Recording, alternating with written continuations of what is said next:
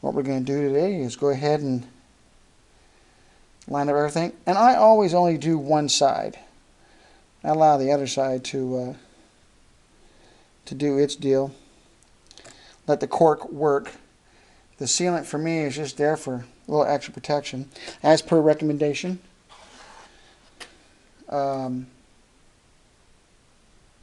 they wanted to, let's see, they wanted to make sure that the bolts were lubricated, or the bolts had the sealant on there, because they don't use a lock nut for whatever reason on the bottom of the pan to keep in place. So they recommend using sealant. And there's another reason why they use the sealant, because the bolts are exposed to inside of the oil galley.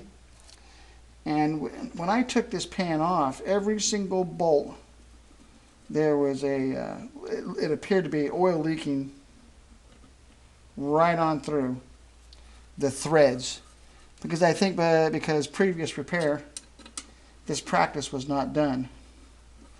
So I thought I would just throw this out there just to remind guys and or girls, who's ever working on their Cushman, that this might be a practice that you might want to add to whenever you're working on your Cushman or your personal car. Also notice that I'm putting all the bolts in.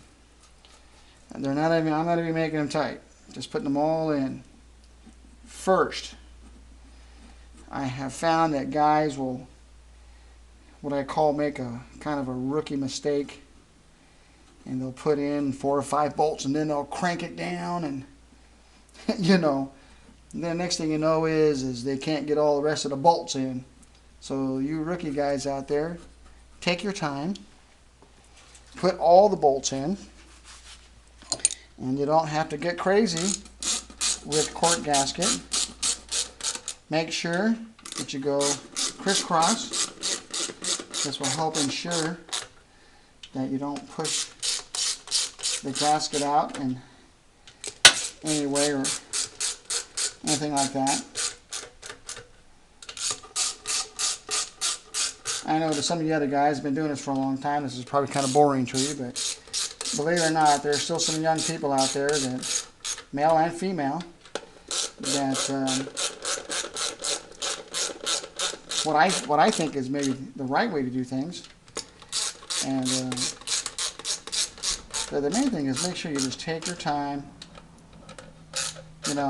I guess I could break out the torque wrench, and we could be all technical and all that stuff, but I like to do this with just a 1/4 inch drive, get a little hands-on feel.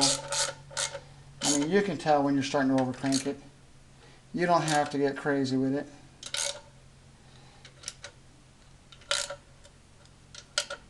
If you're not sure what the actual torque is, and you wish to put in the exact torque, you can look it up look it up right here. I got this offline, How to Rebuild Your Cushman Cast Iron by Jim Frederick at hobbytech.com. A lot of good information inside there. A lot of good information. So all I'm doing now is just double checking, making sure that all my bolts are nice and tight. Like I said, you don't need to get crazy and over torque the crap out of it. You'll end up pushing out your cork gasket out of the way and then causing a leak. And just take your time. Sometimes rebuilding an engine, believe it or not, you don't have to be in a 100-mile-an-hour rush. I see a lot of guys, and I've seen a couple of girls who worked together at a shop, that, man, they just get so carried away and not take that extra time just to feel it. And then what I like to do is any leftover silicone, go ahead and just, that's around the bolts, wipe that away.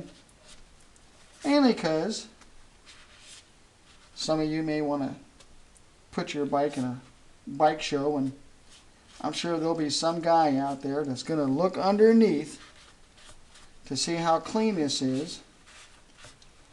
And by doing this, you're going to make it look cleaner underneath. It's going to look a lot better after it's painted. And, you know, that might win you your first place. And anyway, I just want to give my version on how to reinstall the oil pan. And as you can tell, there's no over sealant material dripping out anywhere. There's just that little tiny hair right there, but that's okay. You don't need it gooping out a ½ inch. That's just way overboard. So anyway, this is Nightmare Gizmo. If you have any ideas for me on rebuilding this engine, putting it back together, if you have any comments, I'll take positive and negative, and then I'll try to answer the best I can. Thanks for watching, and hey, wait for more updates.